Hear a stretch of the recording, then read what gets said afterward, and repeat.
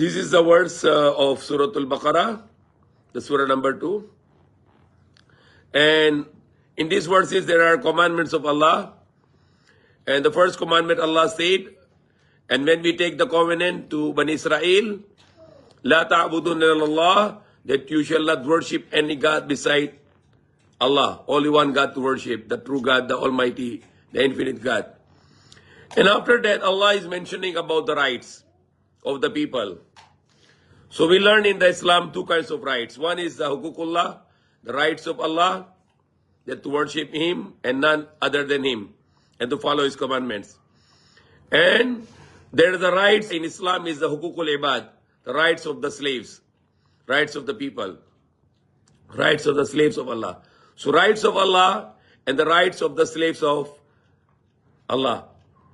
Rights of Allah, like example, La ilaha illallah, none to worship except Allah, worship none but Allah, follow His commandments, fear Allah and to love Allah the most, and always to be hopeful to Allah, and seek the good for Allah and ask Allah to save us from evil, and not to pray to anyone except Allah. That is one of the right of Allah.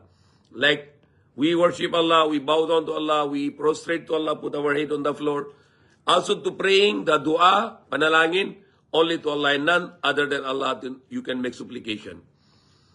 And the rights of Allah is between the slave and between Allah and His slave, that Allah, if He like, He can forgive. But one sin Allah said He will never forgive. The one sin Allah said He will never forgive in the Quran. Inna Allah la yushriku Inna Allah la yushriku. Allah will not forgive the shirk. And beside that, whatever He like, He can forgive. So shirk Allah will not forgive. What is shirk? Worshipping other than Allah, or believing other God than Allah, or to make someone equal to Allah, or to praying to someone, or making supplication, invocation to someone. Any kind of association with Allah is shirk, which is not forgivable. It is unforgivable sin. If a person die with the committing shirk, on the day of judgment, Allah will not forgive him. Inno may shirk billahi faqad haramallahu alayhi jannah. Surely whoever shirk with Allah, then Allah make haram for him paradise. Allah forbidden for him paradise. وَمَأْوَاهُ النَّارُ وَمَا لِلظَّالِمِينَ مِنْ أَنصَارٍ. And about their place to live will be hellfire, and there will be no helper for the wrongdoers. And whatever other sins Allah like, He said He can forgive. But there are sins with the human to human. Our sins to the people, the rights of people, which we are not going to give and violate those rights, then Allah will not forgive until they will forgive us. That's a very critical issue. For example, if you lie to someone, or if you cheat to someone, or you slander to someone, you steal from someone, you borrow the money, you're not paying back to someone, these things Allah will not forgive unless those people forgives you. For example, you slander someone, or you backbite someone, or you say some bad words to someone, Allah will not forgive you. Even you can say, Allah, I slapped someone, so please forgive me. Allah will say, no, you ask that person sorry, then I will forgive you. Because it is hukukul ibad, the rights of the people. If you violate the rights of the people, Allah is not going to forgive you. For example, you keep on asking Allah, forgive me, Allah, forgive me. But you are not paying the money to the people. How many money you owe the people? You have to pay people millions, and you don't like to pay them. You change your number. You're hiding with the people. And every day, Allah forgive me, Allah forgive me. No. Allah is not going to forgive you because you have to pay the rights to the people. For example, the politicians, they are making corruption of hundreds of millions, even billions also. They buy the product very expensive, intentionally, so they can get the 50%. So that is the big issue in the Philippines. The corruption is too much. Everywhere there is corruption. Sometimes the medicine is only 100 million, but they overprice it to 300 million. And when they have a 200 million overprice, they share with the trader 50-50. So the trader will keep 100 million extra, and the government people will keep 100 million extra. That's very common in the municipalities or governors. But they have to fear Allah. They have to fear God. Because those people, they are stealing money. I'll ask Allah to judgment on the day of judgment. Because this is not the money of the government, it's the money of the people. This money is coming from the taxes of the people. When you buy the grocery, you buy the noodles, you buy the sardines, you pay the taxes there. And these taxes are the people's money. And if these people, the corruption with this money, those governors and mayors, etc., they make, not all of them, but those who are doing that I'm saying about it. There are good ones also. There are good mayors, good governors. There are good people who are not doing corruption. But those who are doing, they will answer that on the day of judgment. God will punish them for this. Because it is stealing. Magnanakaw. That is stealing because this is the money of the people and you are 88, 888 and you buy very expensive so you can get corruption. You can get the bribe from this money. So that is stealing. Allah will not forgive it. Because this is the right of the people. This is the money of the people. If you steal that money, you will see those thousands of people, they will be standing in front of God with Allah. Allah, He steal our money. We entrusted them to that office, but they steal the money. So we want the judgment now. Similarly, Allah said in the Quran, after that, La ta'budu illallah, don't worship, none worship except Allah. What is the next thing Allah said? Wabil walidaini ihsana. The first right Allah is mentioning is for the parents. And be good with the parents. Allah is commanding, so it's rights for the children to be good with the parents. Walzil qurba, and do good with the relatives. Who are the relatives? The wives, children, brothers, sisters, uncles, aunties, grandparents, relatives, friends, all the relatives. The children have a rights to the parents. Why Allah is emphasizing the rights of the parents? Allah said, thanks to me and thanks to your parents, especially to your mothers. When the man asked to Prophet Muhammad Sallallahu, who has the most right to me? Who is most entitled for my rights? The Prophet said, your mother. And the man asked again, who is the next? The Prophet said, your mother. And who is the next? And the Prophet said, your mother. 3 times Prophet said, your mother, your mother, your mother. And said, who is the next? The Prophet said, your father. Why Prophet said more rights for the mother from the children? Because mother has a lot of hardship.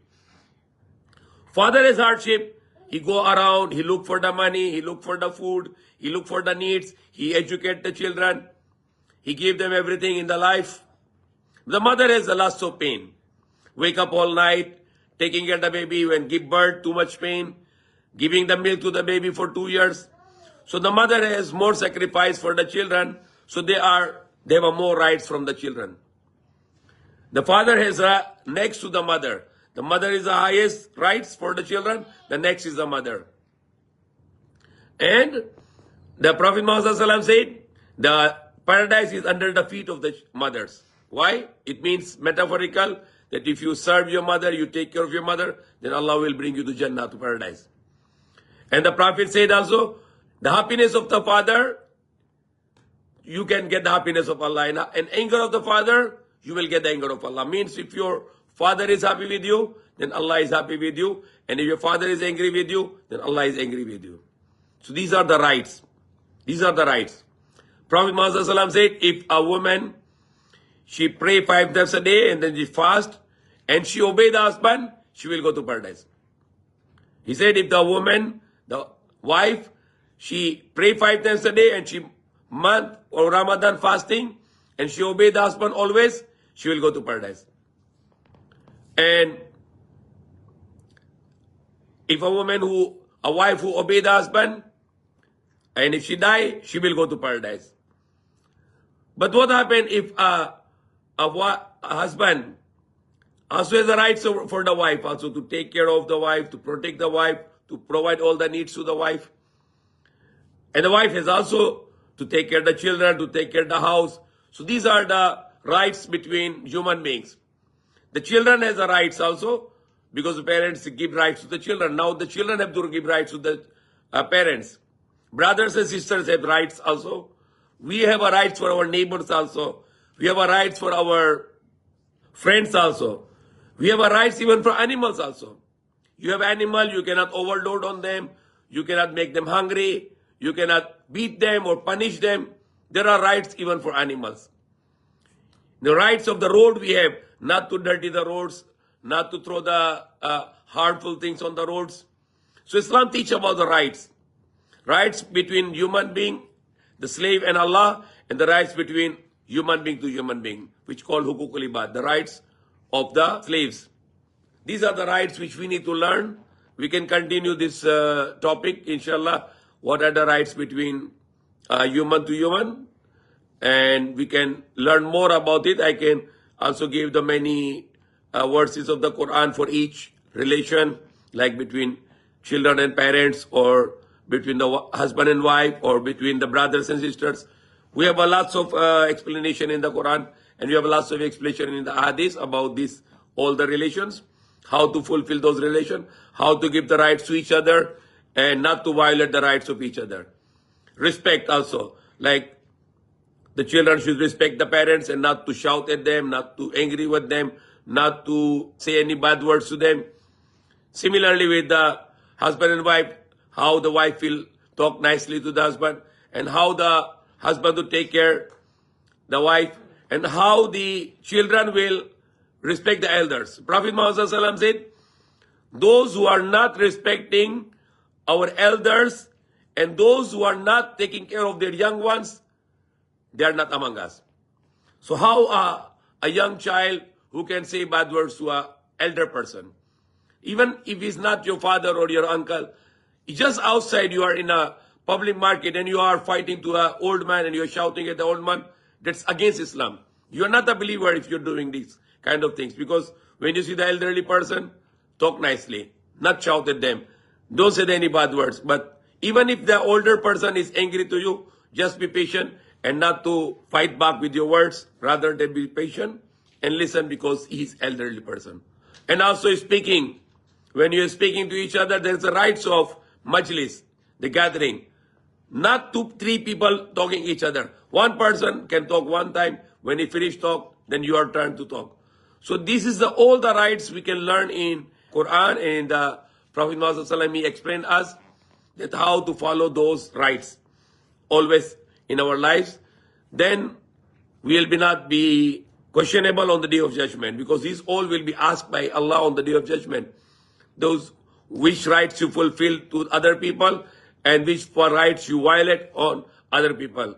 So may Allah guide us, may Allah forgive us, may Allah let us to follow those rights, and always be truthful, always be kind and generous, and not to violate the rights of Allah and not to violate the rights of the people.